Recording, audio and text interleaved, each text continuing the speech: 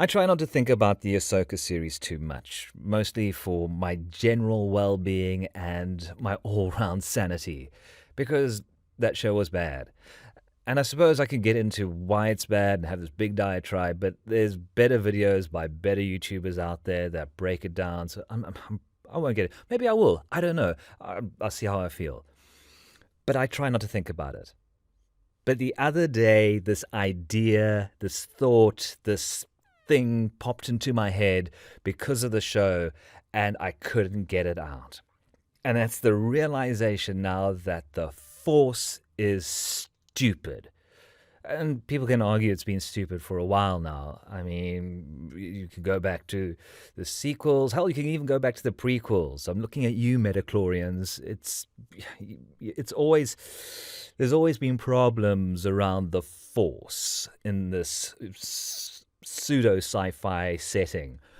The problem, though, that is presented by this show all revolves around the Force and Sabine, because it presents a fundamental problem that doesn't just break Star Wars, but breaks Disney Star Wars. I get it. There's this nice idea that anyone can be strong in the Force if they just believe enough. And Sabine, there's been indications that she has a certain aptitude for the Force, but she's cut herself off from it because she's too rigid in her thinking, or maybe being a Mandalorian has kind of turned her into a very particular way of approaching higher thoughts. I don't know. But there's a narrative that has followed the revelation that Sabine is strong in the Force now. And not just, and I mean that, not just good at the Force or able to use the Force. She is strong in the Force. She yeeted fucking Ezra Bridger across a Star Destroyer. So she's strong in the Force. And there's this narrative, argument, defense revolving around anyone can be strong in the Force now. You just got to believe in yourself and you got to take away those blocks. And you don't even necessarily need a lot of training because it's all about how the good you feel about yourself and how you pursue it. It's become stupid. But this is where the problem comes in. Because in the past, there's always been this die factor, is that such a word? But there's like these two things that represent one's ability with the Force: your innate born aptitude and how hard you work at it. And they've always worked together to become, this sort of meeting place where powerful Force users are. And if you take away one, what builds up to earning those powers falls apart. Because if you have a character that's born strong in the Force but doesn't need any training but is just awesome as is, you've got the Rey problem.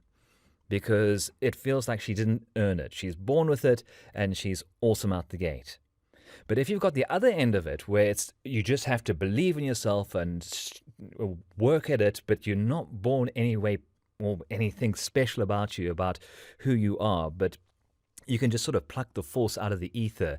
If you just have good feels, then you've got the Sabine problem, because she hasn't earned it either, because the part that makes her special, her having, and I know Kanan said, oh, she's got it inside her, but she's got it all blocked off. But you know what?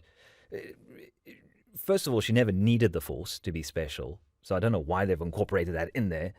And secondly, they've never indicated that she's been born unto it. There's no legacy there. And legacy is, whether you like it or not, it's an important thing in Star Wars. If being born with the power in you, being special, having the phrase, the Force is strong with this one, the Force is strong with you. It implies that the Force has chosen you. The whole concept of a chosen one, the prophecy of an individual being strong because the Force has allocated its favor to an individual, it's a fundamental premise to the Star Wars mythos. You're special, and you take that specialness and you hone it and you become great. Anakin Skywalker, for all his specialness, he's still got his ass handed to him because he didn't put in as much work as he could have, because he relied too heavily on people saying he's the chosen one and whatnot. He got smacked down by Dooku and he got smacked down by Obi-Wan. Both individuals, less of an aptitude for the Force, but had experience and training, and that trumped who he was in terms of being born unto the Force. And that's good. That needs to happen. Because if you don't have both the aptitude and both the time in, you're going to get beaten by someone who's got an even mix. And there's a message in that. But the current message is that everyone is special. Everyone has it in them. And when everybody's special, no one will be. And this kind of feels like a narrative for a modern audience. The idea that we're all special, that we all have the ability to achieve, and if you work hard enough or believe hard enough in yourself, you can achieve anything. It's the reality TV, pop psychology, belief moves mountains. But you know what? Some people are just not born to be singers or artists or Force users. It's not special anymore.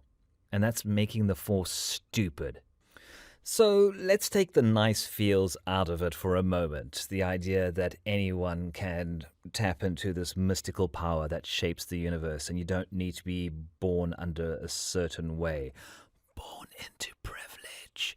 Yeah, that's pretty much what it boils down to, and I think what people are trying to avoid. The fact of the matter is, and I said this before, this breaks Star Wars and it breaks the current storytelling of Star Wars.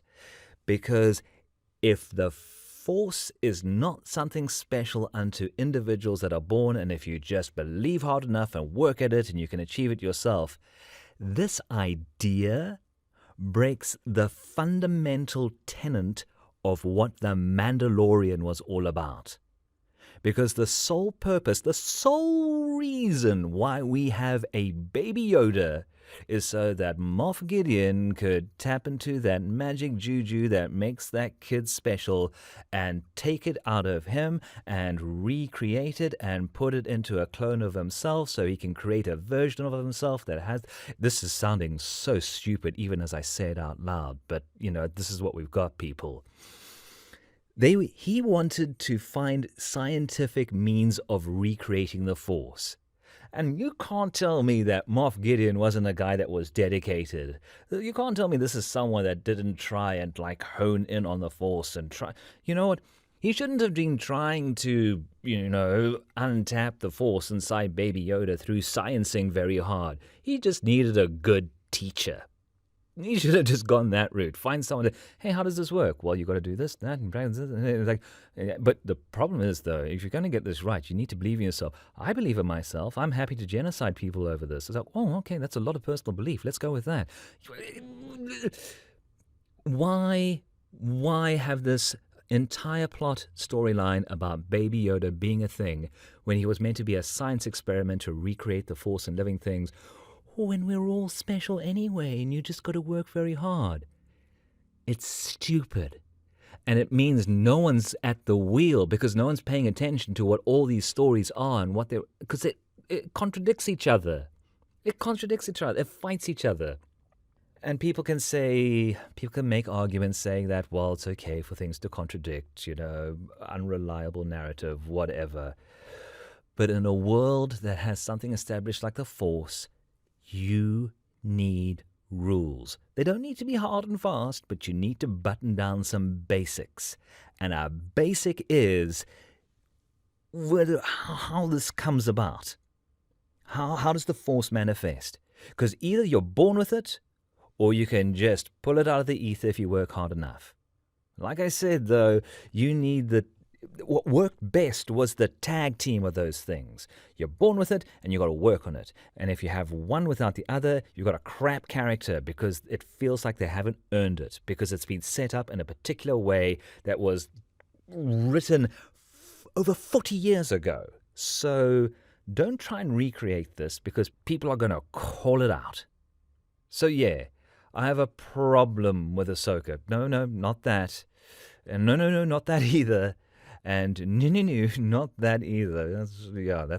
That's that. The idea that anyone can be powerful in the Force if they just knuckle down and practice it and, say their prayers and eat their vegetables and practice their techniques every day.